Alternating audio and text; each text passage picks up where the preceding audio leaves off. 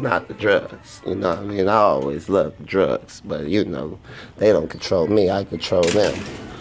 But at the same time, though, you know, this music is real, nigga. Some of these rappers spit real shit. You know what I mean? I was listening to my Future. You know, he had me on my depressed, but feeling him type shit. You know what I'm saying? Then I got on my, you know, my Juvie. You know what I mean? Juvie had me ready to kill a bitch.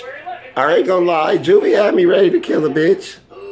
I'm not even gonna lie to y'all. You know, because I keep it real on my shit. Nigga, Juvie had me ready to kill a bitch. You know what I mean? I was partying the Juvie, too. Because he be on some real shit. Shouts out to Juvenile. One of the greatest albums ever made. 400 Degrees. Then my nigga Uncle Sugar Free came on. And Uncle Sugar Free motivated me, my following, my fans, my loved ones, that it is some people out here who takes the time out their day to watch my video, to watch what I'm going through, to hear my pain, to feel my struggle. My Kevin Hart voice, you know what I mean? To feel my struggle. Yeah, I talk bad about bitches, but I was upset about bitches. You know, my channel can't be all about bitches and these nuts. I got to change that. I got to give y'all something better. So, you know what I mean? I'll give y'all shit that go on in the hood since I'm really from the hood and I live in the hood. You know what I mean? A homeless nigga back in the hood. You know what I mean? So, you know, I could give y'all other events that, you know, me motherfuckers getting cussed out for doing dumb shit. Niggas getting disciplined and all types of shit. You know what I mean? I can bring y'all into shit.